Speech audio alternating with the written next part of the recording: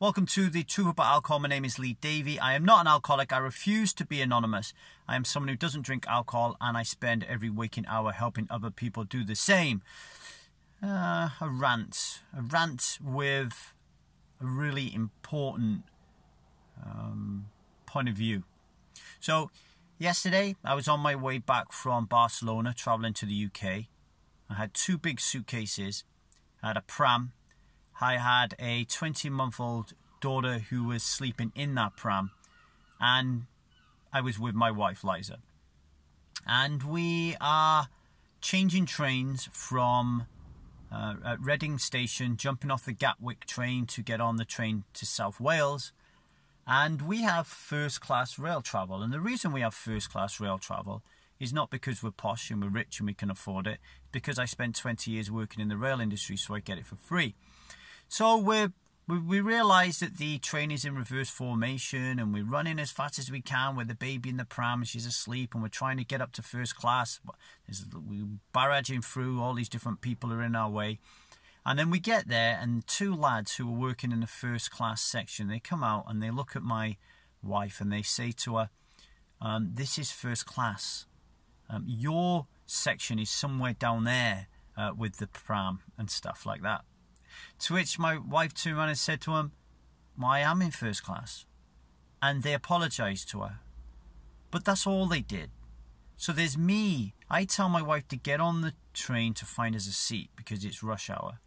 So that leaves me with a pram, a child in the pram, and 2 suitcases. And I need to get all of this on the train, like lift it on the train and park it away. And these 2 guys just stood looking at me and didn't do anything. And I have to admit, I reacted very badly. I turned around and swore at them both and said to them, look, you fucking kidding me. I'm trying to log all this stuff on myself and you're just watching me, and you work for this company. Your job is to take care of your first class passengers, right? I know that. And I had a good old rant. And then later on, I apologised to them. And I thought about this afterwards, about my rant, about why it bothered me so much that there was 2 people there that were working for this company and they weren't providing me with the customer service that I kind of demanded and I expected. And it dawned on me that this is not an isolated incident, right? I believe that I am subjected to poor customer service almost 99.9% of the time. The 0.1% of the time I'm sitting outside Enterprise, the rental car company, these treat me really, really well. These have got customer service down pat. But beyond that, it is a nightmare in order for me to get good quality customer service. And on top of that, I'm a vegan. So I have to go into restaurants and I have to question what is in my food. I don't eat sugar, so I have to question what is in my food. And I'm in Starbucks, and I know that the new sugar tax has come in, and yet Starbucks is just one big Willy Wonka's chocolate factory, and there is no signage or nothing about sugar tax in there. So you could end up buying a drink that's laden with sugar and you think you're ordering a coffee. Now, I'm getting bitter about this. I'm arguing and complaining about this. And here's why I want to bring it up. The world that we're living in is a systematized world. It's a world that is designed in order to appeal to the masses, the white sheep, the flock, okay? And you think about all our institutions, right? And I'm just going to pick on a few here. Education, the school system. My grades were terrible when I was in school. The teachers told my parents that I was uncontrollable, okay?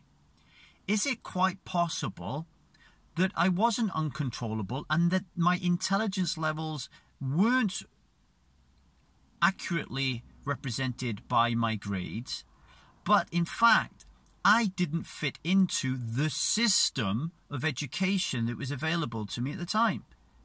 And because I didn't fit into the system of education, the educational system didn't know how to deal with me. And because they didn't know how to deal with me, they called me a naughty boy. They gave me lines. They told my mother that I was dumb. And they kept trying to teach me education in a way that did not fit into the way that I learn. Okay? Another one is the health education. So the health system. If I go to the National Health Service and tell the doctors that I don't want to give my daughter certain vaccines, and that the vaccines that I do want to give her, I want them spread out in a different way than the National Health Service wants them to give to my child. So the National Health Service basically wants to give a 20-month-old child a fuck ton of vaccinations, right? I want to spread them out, or I don't want to give any of them to them at all. Because I don't fit into their system of the flock, they believe that I'm trying to be a special snowflake. I'm trying to be a better than, or someone who is better than the system, or is better than the people. I think that I'm more important, that my child is more important than other child, and they treat me with disdain. If I question a doctor that maybe I'm feeling a little bit shitty because I might have a gluten sensitivity, or that the meat that I was eating before might be something to do with it, or maybe the sugar, or maybe they need to do like more thorough blood testing on me because actually the blood testing they're doing is not enough, they will look at me like I've got horns growing out of my head. If I tell my dentist that I don't want mercury fillings in my mouth, they think that I am an absolute insane case. And all this is with all of our institutions is I do not want to fit in to this fucking system. I don't want to. I'm fed up of continually conceding in terms of how I want to feel in my life, the things that I want, the way that I want to be served, the way that I want to live my life. I am fed up with everybody from our institutions to our companies not being able to handle me, right? And alcohol is exactly the same. Everybody you know drinks alcohol. Okay, everybody you know. I was on an EasyJet flight coming back from Barcelona, and my daughter had to stare at a sign for gin through the entire 2.5-hour journey because it's on the back of the car, it's back of the plane seat, right? Gin, gin, gin. It's all I'm fucking seeing at the moment is gin. It's a system that is designed to make us drink. And when we turn around and say that we don't want to drink anymore, the system can't handle us. The people can't handle us. Our friends and our family can't handle us. So they shun us. They use disparaging humour. They make us feel uncomfortable. And what do?